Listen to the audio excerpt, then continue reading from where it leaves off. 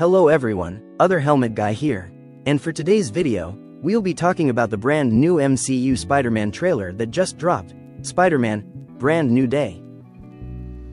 Now, I've seen the trailer, and honestly, there are some good things and some bad things. I haven't fully made up my mind yet, but I will say this. At least this version of MCU Spider-Man doesn't seem to need a mentor figure holding his hand, or emotional support as a crutch, or another depressing arc dragging him down. And that, to me, is refreshing. I'm really hoping this one gives us a more independent, confident Spider-Man, a character who finally stands on his own. But one thing I really like is how they've brought in other heroes and anti-heroes into this world, because it actually feels connected this time. You know, one of the biggest complaints with standalone superhero movies is that they always feel isolated from the rest of the universe. So seeing familiar faces pop up as cameos, just passing through, really helps sell the idea that this world is alive and full of characters. That said, and I want to be clear about this, there needs to be a balance. These guest appearances should add to the story, not overshadow it. But as I kept watching, I noticed they've kept some elements from the Tobey Maguire version of Spider-Man, specifically the organic webbing, and it looks like he's mutating into Man-Spider. My guess is that the story revolves around Peter trying to stop or reverse this mutation, and that's where Bruce Banner comes in to help. Now, I'll be honest, I'm not the biggest fan of this version of the Hulk. I kind of wish they'd recast Mark Ruffalo's role at this point. But putting that aside, personally, I would have loved to see Peter go to Dr. Connors, also known as the Lizard, for help instead, since he's literally an expert in mutation. Though I get it, that character isn't in this universe yet. And on the comic side of things, Mr. Fantastic from the Fantastic Four would have been a perfect person to call in for something like this, but again, it seems like he's not in the picture either. So we work with what we've got.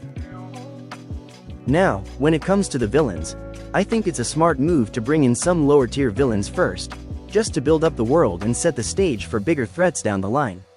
It makes for great action scenes and really helps establish just how chaotic and crime-filled this city is. Whether that's turf wars, street-level crime, you name it. And I have to say, it's great to see some underutilized characters finally getting their moment, like Boomerang, Tarantula, and even Scorpion making a return. Though I did notice Scorpion isn't wearing his helmet or mask this time around, no protection, no concealed identity. Now, we know why that happens. When you've got a recognizable face, studios want that face on screen. Fair enough, but I do hope this is just the beginning, because I'd love to see him eventually suit up in the full costume. Consider it a slow build to something better.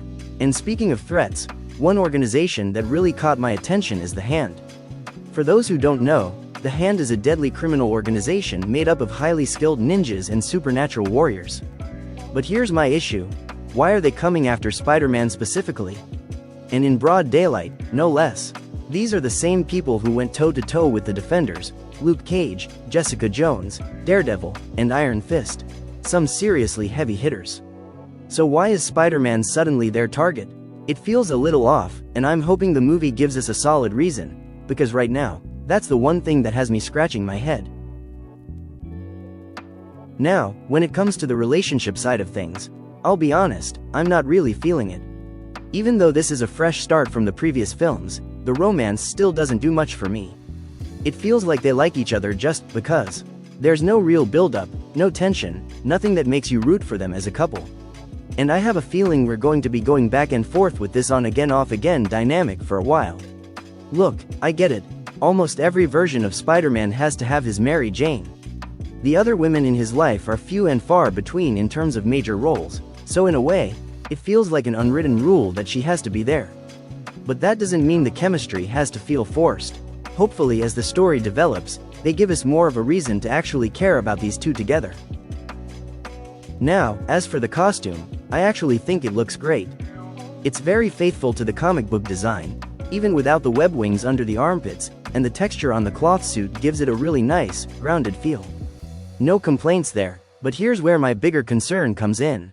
If the MCU is positioning itself to be closer to the 616 universe, then this Spider-Man needs to feel very different from what we've seen before, because the classic comic book Peter Parker is a completely different character from what live action has given us so far. The original Spider-Man is headstrong, emotional, and quick-witted. He's a loner who knows how to stand up for himself.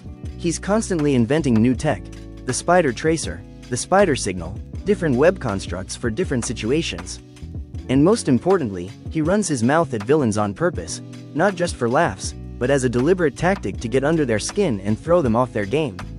That version of Spider-Man has genuinely never been done in live action before. And honestly, that's the version I want to see. If this film is really leaning into the 616, then let's actually commit to it. But hey, that's just my take on it. I'd love to hear what you guys think.